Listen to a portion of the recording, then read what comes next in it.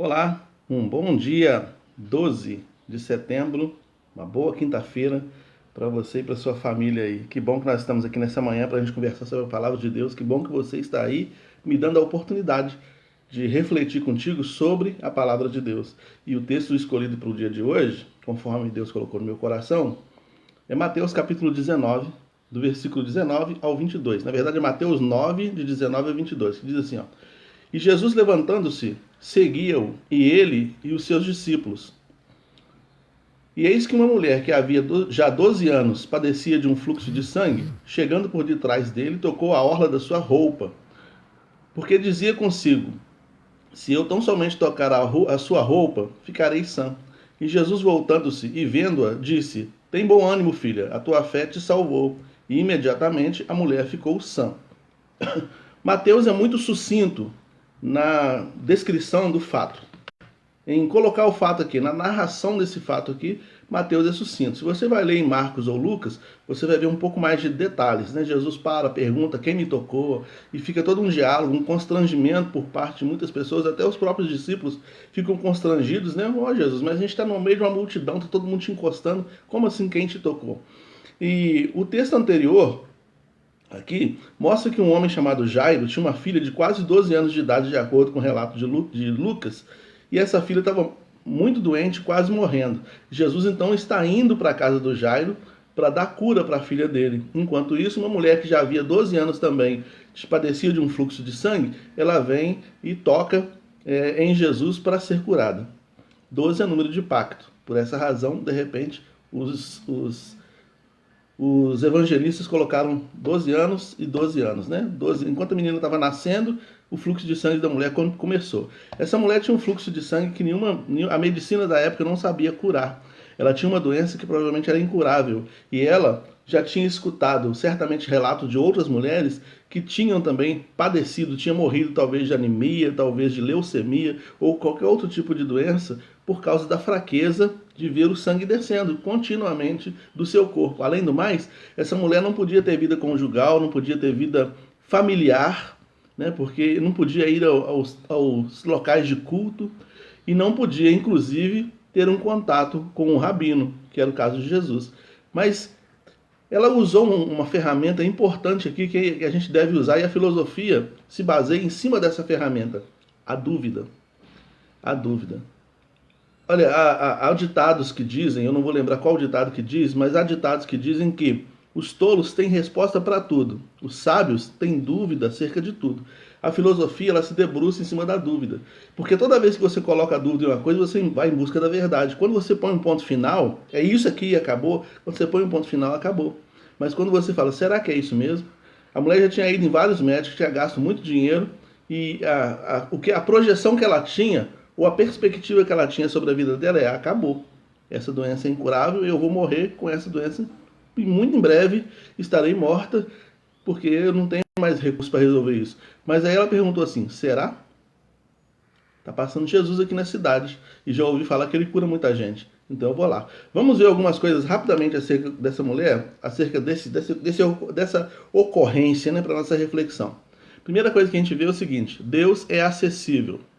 Deus não está tão ocupado a ponto de não te dar atenção. Salmo 40 fala: Esperei com paciência no Senhor e ele se inclinou para mim.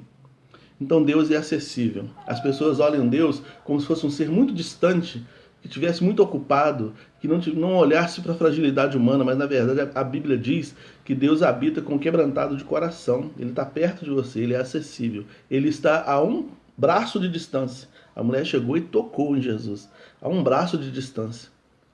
Então, por que você não ergue os seus braços em oração e toca em Deus através da oração?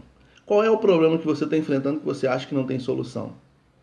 Tudo está a uma oração de distância entre você e Deus, né? Porque aqui o texto mostra também o seguinte, que Deus ouve aquele que clama. A mulher tocou em Jesus, Jesus podia passar batido, deixar para lá, mas ele quis voltar-se e olhar. Jesus estava numa missão. A missão de Jesus era ir à casa do Jairo para tirar a filha do Jairo da ânsia de morte, que ela estava terrivelmente doente.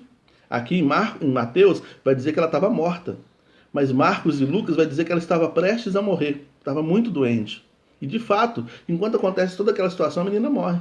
Então Jesus estava num processo, ele estava numa missão, ele estava ocupado, ele não estava à toa, mas ele para dar atenção para essa mulher. Então você acha que Deus está ocupado, tão ocupado que não vai te dar atenção? Você acha que Deus é como a gente, que não consegue fazer mais de uma coisa ao mesmo tempo? A Bíblia diz que Deus é onipotente, ele pode fazer tudo ao mesmo tempo.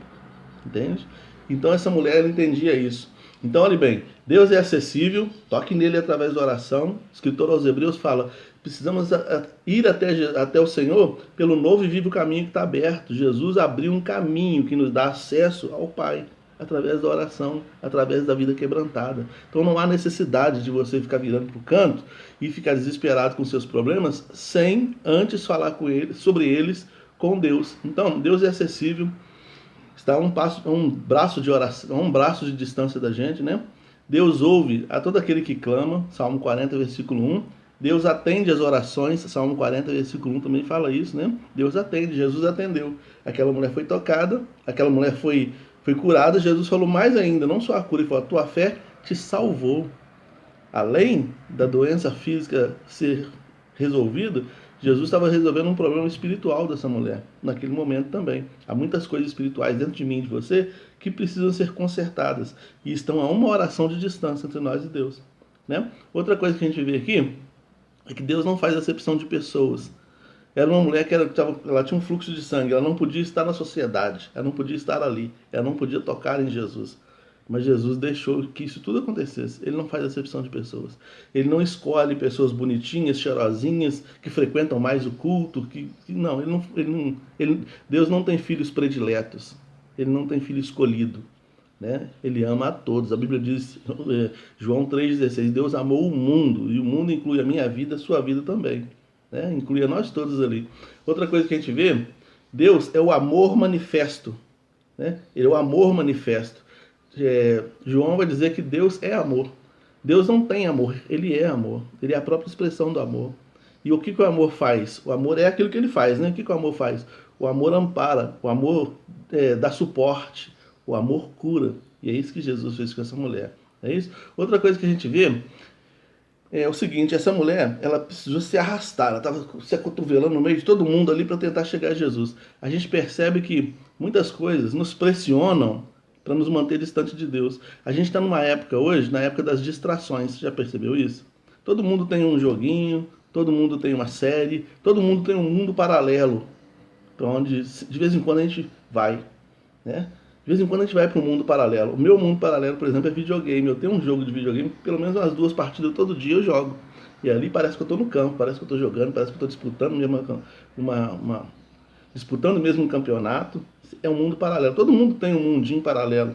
E muitas vezes a gente habitua nossa mente a esse mundo paralelo, e quando a gente precisa ter um pouco mais de atenção para com Deus, a nossa mente vai embora.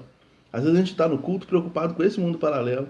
Às vezes a gente está preocupado, senta no culto para ouvir a mensagem, mas está de olho no celular, para ver se chegou uma mensagem de alguém, para ver se alguém curtiu aquela foto que eu coloquei no Instagram, para ver como é que está a vida do lado de fora. Você está diante de Deus. Você está no templo, você está adorando, você foi ali para isso, para adorar a Deus, para estar em contato com Deus. Então desligue seu celular, desligue sua mente de tudo, esquece o coleguinha do lado, né, isso que a professora falava com a gente, esquece o coleguinha do lado e preste atenção no Senhor, aquilo que o Senhor está dizendo ao seu coração. É pouco tempo, é muito pouco tempo, se você pensar direitinho, né? A gente passa muito mais tempo nas distrações da vida do que diante do Senhor. Essa mulher só tinha uma chance. Ali, o tema da nossa reflexão aqui é 2 fluxos. Por que 2 fluxos? Havia o fluxo de sangue da mulher e havia o fluxo de pessoas. Pessoas que não estavam nem aí para o que estava acontecendo, nem sabia o que estava acontecendo. O fluxo está seguindo. Jesus estava em missão, está todo mundo junto com ele, indo junto sem saber exatamente o que estava acontecendo. Essa mulher estava focada no fluxo de sangue dela que precisava ser estancado. Ela não estava preocupada com o fluxo das pessoas, preocupada com o fluxo de sangue dela, que precisava ser estancado, né? Tem lutas que só você sabe que passa. Há momentos, é outro ponto que a gente vê, há momentos que você está no meio da multidão ali, e só você sabe como é que está seu coração. Só você sabe a luta que você está passando, só você sabe a importância daquilo que você está ouvindo da parte de Deus, daquilo que Deus está fazendo em direção a você, só você sabe a importância daquele momento. Às vezes eu estou pregando e às vezes eu percebo pessoas ali com o olhinho brilhando, ouvindo a mensagem, bebendo, se alimentando da palavra. Só Deus e a pessoa sabem o conteúdo, como que aquele conteúdo, como aquela mensagem está chegando àquele coração. Nesse momento aqui, nesse momento, Só Deus sabe como está o seu coração. Né? Às vezes a gente está ali se acotovelando com outras pessoas, mas só Deus sabe como é que está dentro da gente. Né? E essa mulher, só ela sabia, só ela e Deus sabiam o que ela foi ali fazer.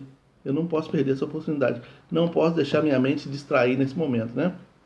Outra coisa que a gente vê, se concentre no Senhor, não se distraia. Né? Então, dois fluxos. O fluxo comum de pessoas e o fluxo de sangue da mulher.